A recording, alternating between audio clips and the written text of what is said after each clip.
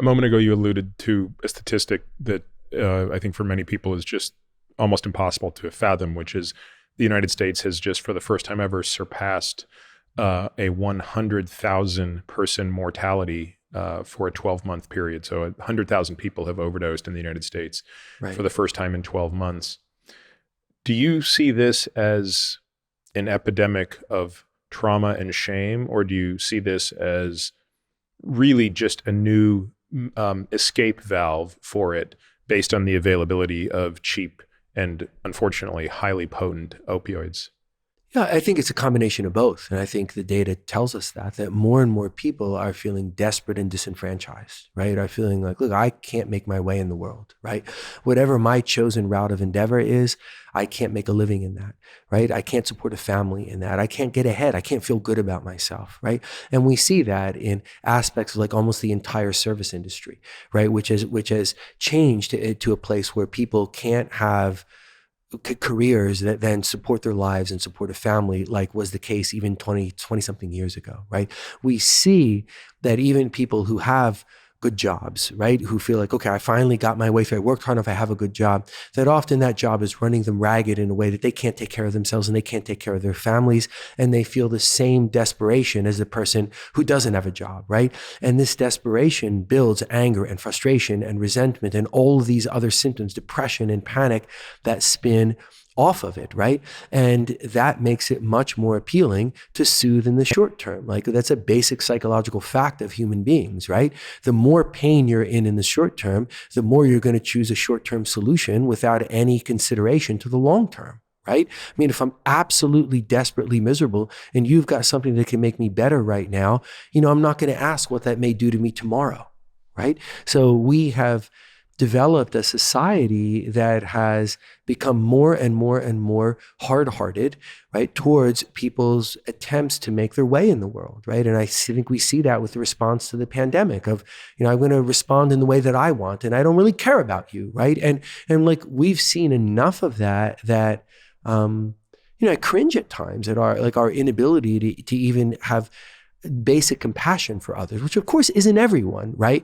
But I think that's present in society in ways that it wasn't before. And I think it's reflected in the rhetoric and the dialogue that's acceptable, right? That not that long ago, the way people often behave who have a public presence, right, would have led to censure by everyone that would say, hey, I don't even care that you're advocating for what I want or even for me directly. Like, I can't support you if you're going to behave that way, talk that way, denigrate people that way. Like, we've moved far away from that, right? And we need to look at what are we doing in the world around us, right? How are we handling ourselves, and are we indirectly promoting this ethic of not really caring, right? That leads to the desperation that leads people to soothe with drugs, right? There's a very macabre. It's not even it's a joke. It's a tragic atrocity, right? That people will say, oh, I have 4 people who are drug addicted in my practice. I'm going to see this afternoon, or 10 people, right? And, it's not who it used to be, right? Because before it was people who'd sifted down to places in society where society's really turned their backs on them. Now it's people from all walks of life, right? And we see that socioeconomic demographic, educational demographic, geographic demographic, racial, religious, ethnic concepts, we've gone beyond that, right? Where now we're all menaced by this, right? Because there's often a desperation to soothe that's shot through every demographic we have. And if we continue to turn away from that fact, then we continue to look at statistics like that and say, oh my gosh, how horrible. Okay, right? Like, we don't do anything about it, right? Which is a tacit acceptance of it, right? If we don't look at what are we doing to people that drives them to desperation, right? Then we're not going to make that statistic better. And how much has gone on behind closed doors in the pandemic? How much violence behind closed doors, neglect behind closed doors, drug and alcohol abuse behind closed doors? Are we going to look more at this, or are we going to just pay lip service to looking at it, right? While we don't actually change anything. And then we'll be going, oh my gosh, it's so terrible. It's 3 years from now, that number's 140,000, right? Well, if we don't really care now as a society, we just want to marvel at the number and say how bad it is and do nothing.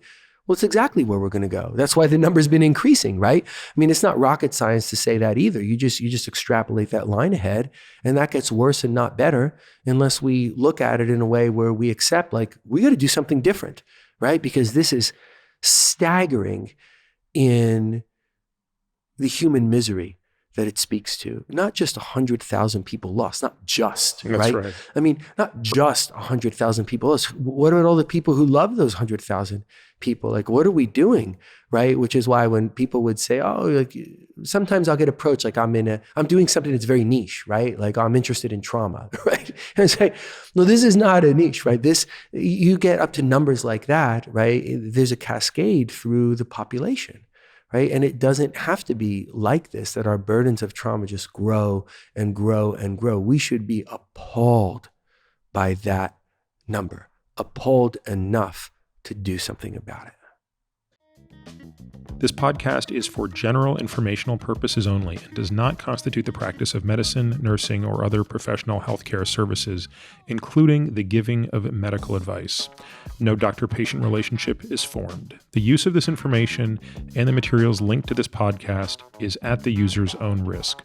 The content on this podcast is not intended to be a substitute for professional medical advice, diagnosis, or treatment.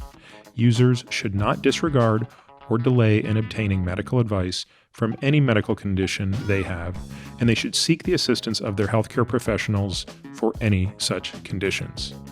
Finally, I take conflicts of interest very seriously. For all of my disclosures and the companies I invest in or advise, please visit peterattiamd.com/about, where I keep an up-to-date and active list of such companies.